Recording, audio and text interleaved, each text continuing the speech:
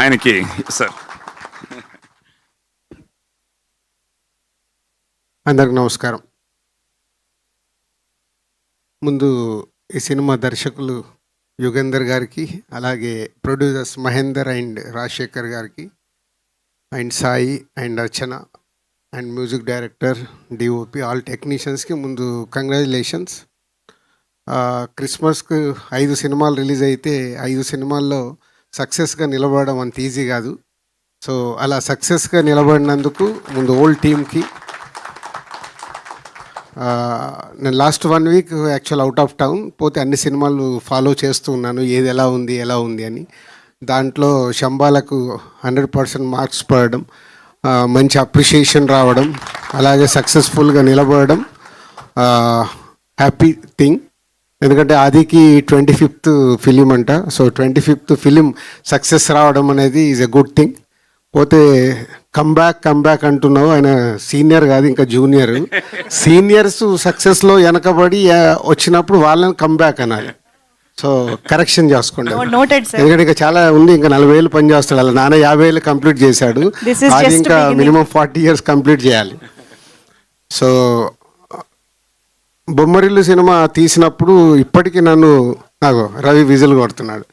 So Bommarillu father గురించి తీశారు అని చాలా ఫ్యామిలీస్లో 20 years బ్యాక్ తీసిన సినిమా చాలా చేంజెస్ తీసుకొచ్చింది. నిజంగా బొమ్మరిల్లు 2 తీయాల్సి వస్తే సాయి కుమార్ గారు ఆది వాళ్ళ స్టోరీ పెట్టి తీయాలి. అంటే ఒక కొడుకు గురించి, కొడుకు సక్సెస్ గురించి ఒక తండ్రి పడే తపన అది మామూలుది కాదు. సో దానికే సాయి కుమార్ గారు అంటే బ్యాక్ బోన్. అంటే కొడుకు యాక్ట్ చేస్తే ఆ సినిమాలో పనిచేసిన మీ అందరికీ బ్యాక్ బోన్ అయ్యాడు, కొడుకు ఒక్కడికి కాదు, సో హోల్ సినిమాకి.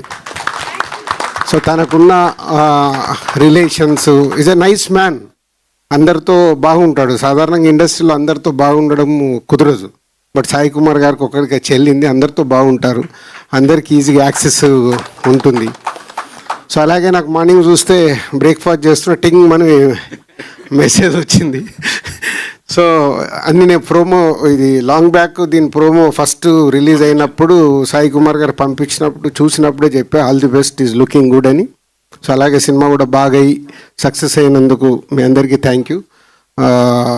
సో నాట్ ఈజీ, ఈ రోజుల్లో ఒక సినిమాని ప్రేక్షకులని సాటిస్ఫై చేయడం అంత ఈజీ పని కాదు. దాంట్లో సక్సెస్ అవ్వడం అంటే is a great thing. So మీరు తీసిన కాంటెంట్ అది ఆదికి కానీ మీ టెక్నీషియన్స్, ఆర్టిస్టులు అందరికీ ఉపయోగపడే సినిమా. ఎందుకంటే ఇక్కడ షీల్డ్ ఫంక్షన్ అనగానే చూస్తేనే తెలుస్తుంది, మొత్తం ఫోటో దిగుతుంటే అందరూ వచ్చి నిలబడిపోయారు. అంటే ఎంతోమంది ఆర్టిస్ట్ టెక్నీషియన్స్కి ఈ షీల్డ్ అనేది మీ సక్సెస్కు గుర్తు, లైఫ్ లాంగ్. నాకు ఇప్పటికీ దిల్ షీల్డ్ నా ఇంట్లో అలాగే పెట్టుకున్నాను. అంటే ఎన్నైనా రావచ్చు, సక్సెస్లు వస్తూ ఉంటాయి, బట్ ఆ మొదటి అందిన సక్సెస్ అది మామూలుది కాదు. అది ఎప్పుడు చూస్తుంటే ఒక సాటిస్ఫాక్షన్. నేను ప్రసాద్ ప్రివ్యూ థియేటర్కి వచ్చినప్పుడు టైం ఉంటే అక్కడ ఉండే నా షీల్డ్స్ అన్నీ చూసుకుంటాను. అంటే ఒకసారి మెమోరీస్, ఆ షీల్డ్స్తో దొరికే మెమోరీస్ అవి లైఫ్లో రేపటిది మర్చిపోతూ ఉంటాము, కానీ షీల్డ్ మన కళ్ళ ముందు ఉంటే ఆ సినిమా ఎప్పుడు మనకు గుర్తుంటుంది. అదే ఈ shield function. So congratulations and all the best.